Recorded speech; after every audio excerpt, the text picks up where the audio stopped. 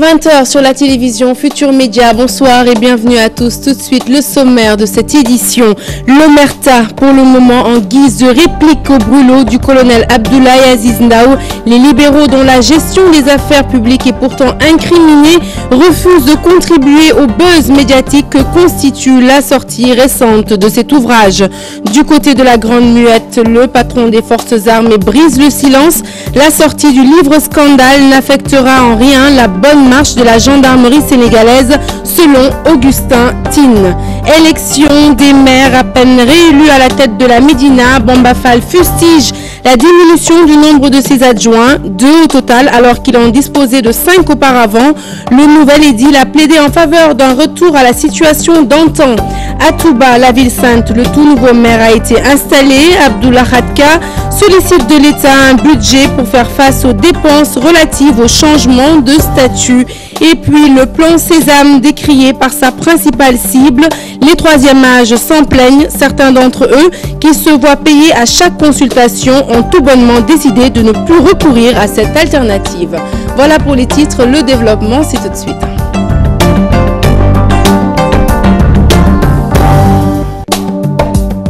Bonsoir Léa. Bonsoir Sarah. Rebonsoir à tous. Le PDS refuse de contribuer au raz-de-marée médiatique provoqué par la publication du livre du colonel Abdoulaye Aziz Ndaw sur la gendarmerie sénégalaise. Du côté du régime libéral, c'est tout simplement l'omerta. Et même si le colonel Ndaw adresse des critiques acerbes à l'endroit du régime d'Abdoulaye Wade, aucune réaction des militants de la première heure. C'est le cas avec Modou Diagne Fada, très avare en parole sur le sujet. Regardez. Comme on était venu pour parler des élections, on en reste là. le PDS, il reviendra après avoir lu l'ouvrage, après avoir fait ses propres recoupements. Si le PDS doit prendre position, il reviendra. Le colonel Abdoulaye Aziz Ndaw sait ce qu'il a écrit et ce qui l'attend. Les mots sont du ministre des Forces armées qui s'exprime quant au brûlot qui vient de paraître. Mais pour Augustin Tine, ces soi-disant révélations et tout l'engouement qu'elles suscitent ne sauraient entraver la bonne marche de la gendarmerie sénégalaise. Je vous propose d'écouter le ministre des Forces armées. Il est au micro de Salimata Aoussek et Diafaraba. Nous avons été surpris par les révélations contenues dans le livre du colonel Ndaw, paru dans la presse.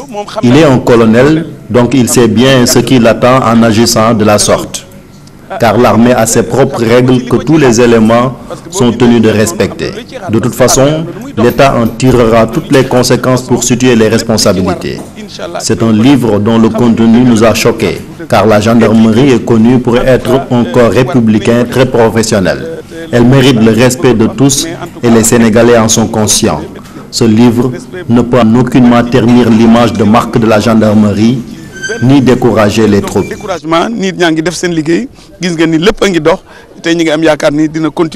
Et puis, le PDS tire un bilan satisfaisant des élections locales du 29 juin dernier. Les libéraux s'en sortent avec 120 collectivités locales à diriger. La commission chargée des élections au PDS était en point de presse ce matin. Compte rendu Fatidien et Diafaraba. Plus de 120 collectivités locales, dont 15 capitales départementales, 2 capitales régionales et plusieurs communes de plein exercice. Voilà les résultats obtenus par le Parti démocratique sénégalais lors des élections locales du 29 juin dernier. Si nous étions à des élections législatives, au moins le PDS obtiendrait plus de 35 députés.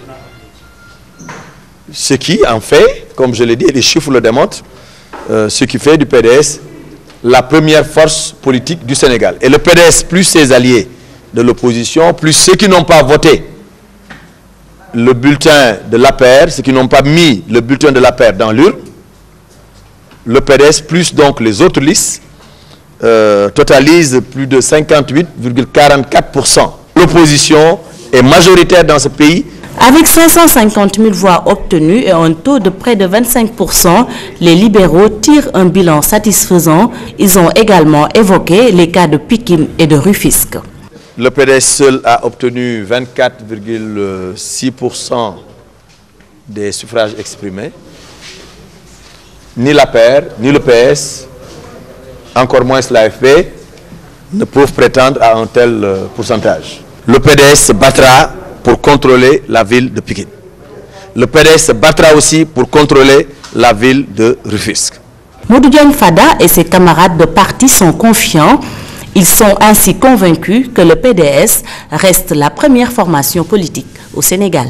Les associations de défense de la parité contre l'installation hâtive des conseillers municipaux et pour cause, elles craignent que le principe de la parité ne soit pas respecté. Avec certaines zones qui en ont déjà fait les frais, comme Rufisque et les Parcelles Assainies, Dior Falso et Ndioro Ndiaye, deux figures incontestables du leadership féminin, alertent l'opinion publique afin que de telles situations ne se reproduisent plus. Aminata Mbaresso, Youssou Baro. Au lendemain des élections locales, la polémique sur le respect de la parité continue à se poser. Cette fois, c'est l'application de la loi dans le choix des conseillers qui fait débat. D'après les informations que nous avons et que nous sommes en train de vérifier à l'heure actuelle, il n'y a pas de parité au sein des bureaux des conseils régionaux ruraux. Nous avons reçu beaucoup de téléphones et d'entretiens avec des femmes qui ont été élues lors des dernières élections locales, mais qui n'arrivent pas à faire figurer dans les bureaux des différentes équipes municipales ou de gouvernance locale. Dans des localités comme Rufisque et Parcelles Assainies, des inégalités sont signalées. L'association des femmes juristes sénégalaises demande réparation. Et ce sont les préfets qui ont donné l'information, ayant reçu donc une directive du ministère de l'Intérieur leur disant que la loi sur la parité ne s'appliquait pas pour l'installation des bureaux. Le décret d'application est très clair. Dans son article 2, il énumère toutes les structures qui doivent appliquer la parité. Et parmi ces structures-là, ça peut être vérifié, il y a les conseils régionaux, les conseils ruraux, les conseils municipaux. À défaut de cela, la présidente d'honneur de l'AJS et ses camarades promettent de saisir la justice. Écoutez, nous ferons ce qu'il faudra pour dénoncer toutes les violations qui sont au niveau de la loi et nous verrons. Des vérifications sont en train d'être faites sur l'ensemble du territoire pour localiser les zones les plus affectées par ce manquement. Avec 56 voix sur 63, Cheikh Ahmadou Bamba Fall retrouve son fauteuil de maire à la Médina. Il a été installé par le sous-préfet, une installation qui a d'ailleurs connu quelques couacs. C'est exact, le nouveau maire a suspendu la séance, interrompant ainsi l'installation de ses conseillers pour fustiger la diminution du nombre de ses adjoints, 2 au total, alors qu'il bénéficiait auparavant de 5 adjoints. Compte rendu, Fatou Bintou Conté. Il a été plébiscité à nouveau maire de la Médina. Cheikh Ahmadou Bamba Fall a obtenu 56 voix sur les 63 conseillers présents lors de son installation. Bamba Fall a obtenu 56 voix. Un bulletin nul a été observé. Et il y a eu 7 abstentions. Mais sitôt installé maire de cette localité, Bamba Fall suspend la séance pour un problème d'adjoint au maire. Leur nombre étant réduit à 2, le maire, nouvellement installé, réclame ses 5 adjoints. Déclaration verbale, la Médina ne peut pas accepter cela.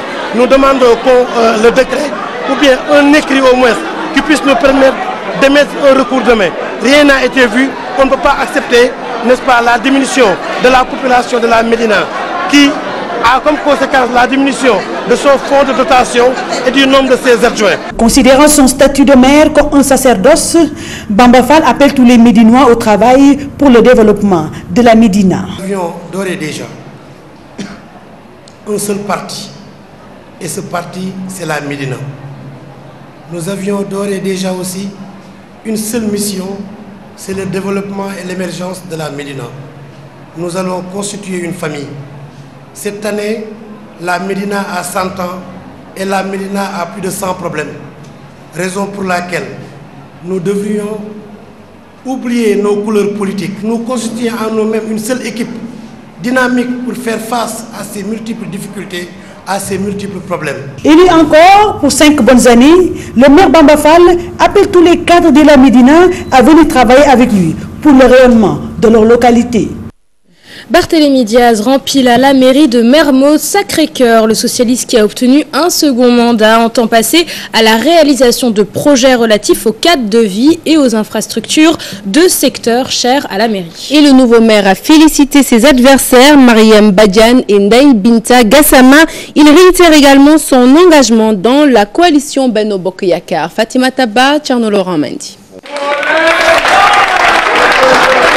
Il a obtenu un deuxième mandat. Barthélémy Diaz, réélu à la tête de la mairie de Mermoz Sacré-Cœur. 35 des 46 conseillers ont voté pour lui et c'est parti pour 5 ans de réalisation. Ce sera un mandat où il y aura beaucoup moins de social et un peu plus de réalisation. Nous avons battu campagne pendant 15 jours.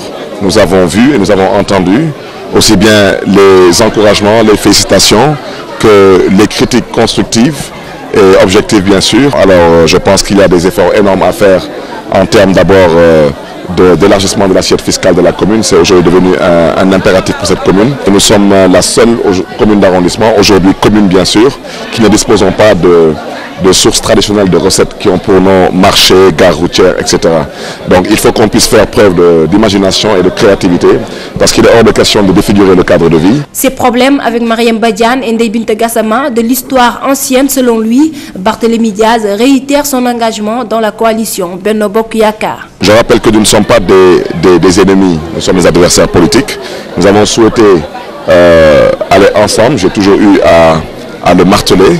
Mais l'homme propose et Dieu dispose, et à l'impossible nul n'est tenu. Donc nous avons tous compétit, et vraiment de façon loyale. J'appartiens à une formation politique qui a été très claire, c'est que nous appartenons à cette coalition, nous restons dans cette coalition jusqu'à ce que le bon Dieu en décide autrement. Cette coalition, je rappelle qu'elle n'a pas été créée pour gagner des collectivités locales. Elle avait été créée, c'était pour servir le Sénégal.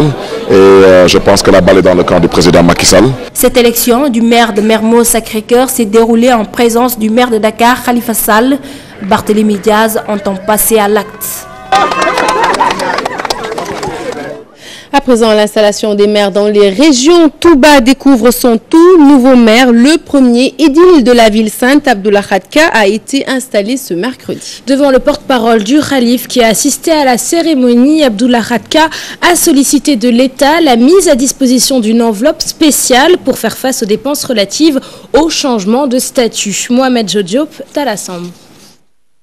Abdullah Khadka, le nouveau maire de Touba, le premier de la toute nouvelle commune, a été élu à l'unanimité des 100 conseillers présents.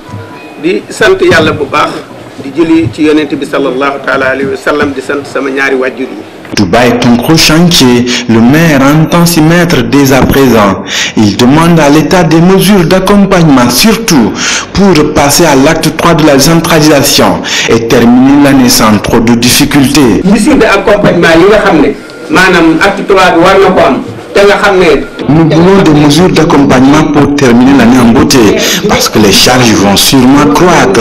Donc nous voulons que l'État nous accorde une subvention pour faire face, surtout en fin d'année où il y aura le Magal de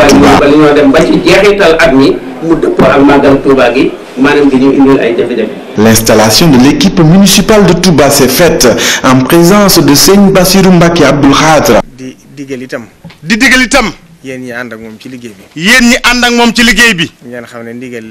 Le représentant du Khalife général des Mourides a exhorté les conseillers municipaux à cultiver la transparence et à travailler pour le développement de la cité religieuse.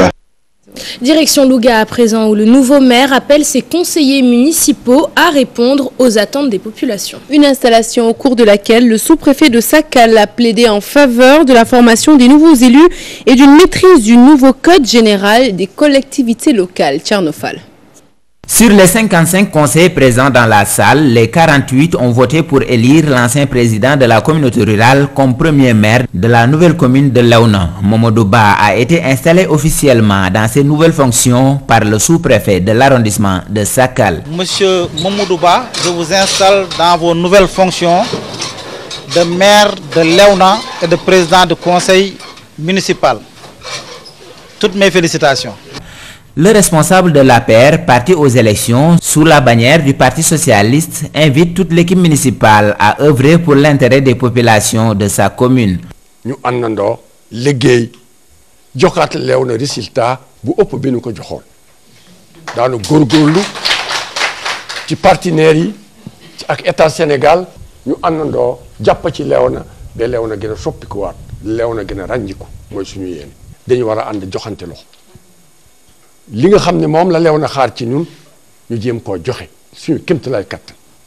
Le sous-préfet de Sakal, quant à lui, a exhorté l'ensemble des conseillers au travail avant de plaider pour une formation des nouveaux élus. L'ensemble des conseils municipaux installés ont besoin vraiment d'être formés. Parce que vous savez que le code des collectivités locales a changé. Donc actuellement, on va vers un code général des collectivités locales. Pour leur permettre vraiment de faire leur travail, donc je crois bien qu'il est nécessaire que des formations soient organisées un peu partout, d'abord par l'État, mais aussi les collectivités locales également. La cérémonie d'installation du nouveau conseil municipal de cette nouvelle commune a eu lieu à l'ancienne maison communautaire de Léona, située à 30 km de Louga. Et puis, je vous en parlais en titre, le plan Sésame, un système établi pour la prise en charge médicale gratuite des personnes du 3e âge, mais décrié par sa principale cible qui dit n'y voir que des inconvénients. Certains ayants droit qui payent et ceux à chaque consultation préfèrent du coup ne plus recourir à cette alternative. Makital et Youssou Baro. Le plan Sésame où la prise en charge médicale est gratuite des personnes du 3e âge, un système qui aurait dû être une aubaine pour cette frange de la population. Mais hélas, j'ai une fois bénéficié du plan Sésame en 2013. Je ne vois aucun avantage. J'emmène souvent ma mère en consultation. Il fut des moments où aucune structure n'acceptait la prise en charge. Certains d'entre eux ont préféré ne pas recourir à ce système car n'y trouvant pas leur compte. La gratuité des soins n'étant pas effective selon eux. J'ai jamais bénéficié de ce plan puisque j'ai constaté qu'on faisait payer ceux qui y avaient recours. Après la retraite, on nous impose des allers et retours en plus de nous faire payer. Alioune Diaw déplore le manque de communication. Il suggère le recours au certificat d'indigence en complément. Manque de communication, il faut nous clarifier. Il faut beaucoup communiquer là-dessus et clarifier qu'il s'applique à ceux qui n'ont pas de pension de retraite. Ni à l'IPRES, ni à l'IGE. Il faut informer dans les mosquées qu'il n'y a pas que le plan Sésame. Il y a aussi les certificats d'indigence pour les plus démunis. Ces personnes âgées réclament une meilleure prise en charge médicale de la part de l'État. Il faut qu'ils pensent aux personnes du 3e âge car ils seront un jour à notre place. Il faut qu'on les prenne en charge. Il faut revoir le plan Sésame afin que les gens puissent se soigner. Il faut l'améliorer, surtout que c'est pour les personnes âgées. En instaurant le plan Sésame, l'objectif était la prise en charge médicale gratuite des personnes du 3e âge. 8 ans après son lancement, ce système semble souffrir de ratés. Touba, la famille de Sokhna May Mbacké, fille cadette de Serigne Touba, célèbre le Laylatul Qadr ce jeudi. Quelques 12 000 lectures du Saint-Coran seront effectuées par les fidèles pour conjurer le mauvais sort et installer la paix et la concorde dans le pays, selon le petit-fils de Sokhna May Mbacké, Cheikh Abdoul Ahad Mbacké, organisateur de cet événement, qui ajoute que l'État a respecté tous ses engagements à travers les services techniques. À présent, nous abordons nos sujets relatifs à ce mois béni, le mois de Ramadan. Bonne fortune pour les uns et mauvaise pour les autres. Au marché Castor, avec des gains qui varient de 2 000 à 5 000 francs CFA par jour, les dockers se frottent les mains au moment où les conducteurs de pousse-pousse guettent avec impatience le retour à la normale. Lisa Prera, Mardien. 17h au marché Castor, Fodé, Mamadou et leurs amis s'endorment sur leur pousse-pousse. À cette heure de la journée, les clients se font rares et les affaires tournent au ralenti. Les temps sont durs, le travail marche lentement à cause du Ramadan.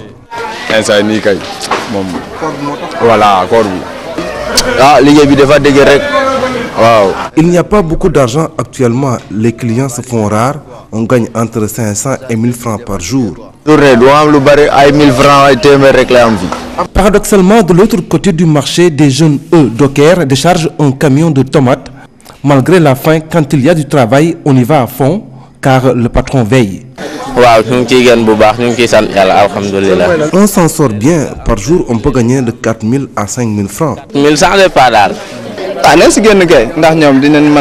Ils s'en sortent bien s'ils travaillent bien aussi. Ils peuvent gagner entre 2000 et 5000 francs par jour. Moi, je suis passé par là avant d'être patron. Ces fortunes diverses pour les dockers et les conducteurs de pousse-pousse en ce mois de Ramadan au marché Castor. Si les clients viennent au compte-gouttes pour les uns, les autres travaillent tôt le matin et en fin d'après-midi.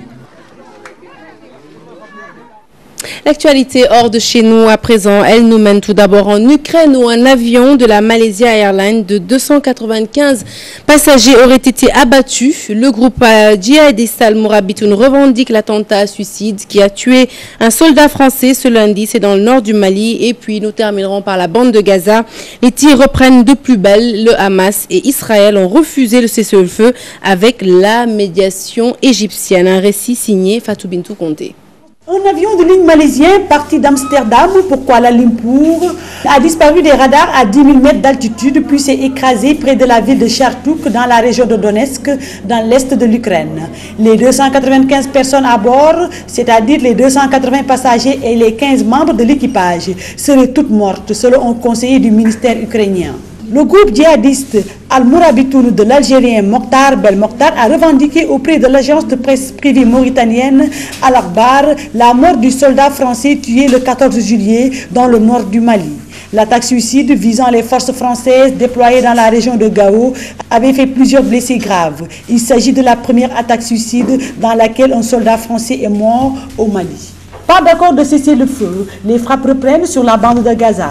Les représentants d'Israël et du Hamas présents au Caire tentent de négocier un accord de cesser le feu. Le Hamas a affirmé que des efforts étaient en cours pour y parvenir, alors que les frappes israéliennes sur Gaza ont repris. Le gouvernement israélien a affirmé que l'accord en question n'avait pas encore été officiellement approuvé, tandis que le Hamas a fait savoir que des efforts étaient en cours pour parvenir à un accord. Rappelons que le mouvement islamiste avait rejeté en début de semaine une première initiative de cessez-le-feu formulée par l'Égypte et acceptée par Israël. Et cet avion de la Malaysia Airlines qui s'est écrasé en Ukraine. Selon Kiev, l'avion aurait été abattu par un missile sol-air de type Buk de conception russe.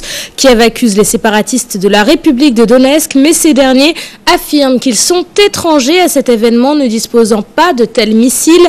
L'avion malaisien a été abattu par un appareil ukrainien, selon les séparatistes pro-russes. L'agence Interfax rapporte un message posté sur les réseaux sociaux par les séparatistes qui se félicitaient juste après le drame d'avoir abattu un avion militaire. Et c'est parti pour la page des sports, Sarah.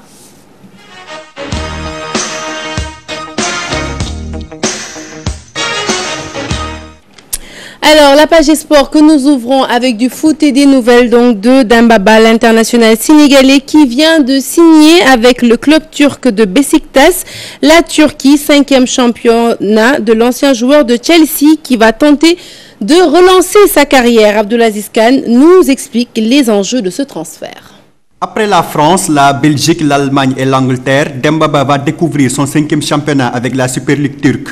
Avec cette signature au Beşiktaş Istanbul, l'international sénégalais va tenter de relancer sa carrière, quelque peu ralentie par son statut de remplaçant à Chelsea. Le défi pour Dembaba sera de retrouver ses années fastes à West Ham ou à Newcastle où il a marqué 36 buts en 66 matchs. Barré par la concurrence sur le front de l'attaque des Blues, Dembaba avait vu cet argument être brandi par le sélectionneur des Lions pour justifier sa non-convocation, même si Alain Giresse finira par le rappeler à nouveau.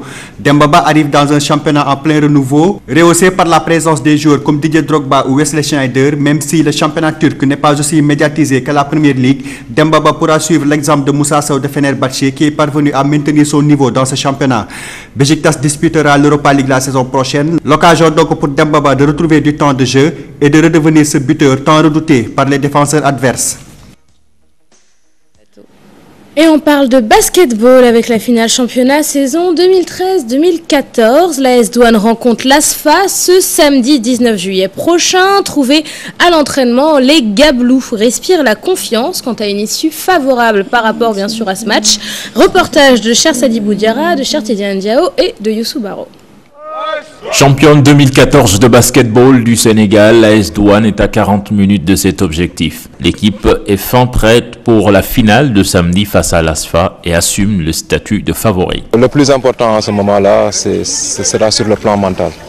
Le fait de parler aux joueurs et faire beaucoup de shooting sur le terrain. Mais sur le plan vraiment physique, tout est au point. On prépare très sereinement la finale. Le championnat, c'est une épreuve régulière. Hein? Et depuis le début de la saison, nous n'avons eu que 2 défaites. Donc je pense que si justice sera faite, nous serons champions du Sénégal. Donc on est bien sûr favoris. La confiance est également de mise au sang de l'effectif. Ah, ça va, tout se passe bien. Tout est au beau fixe au regard des entraînements. L'état d'esprit et l'enthousiasme sont au rendez-vous. Samedi, nous y allons pour gagner. Jouer match pour gagner, Inch'Allah.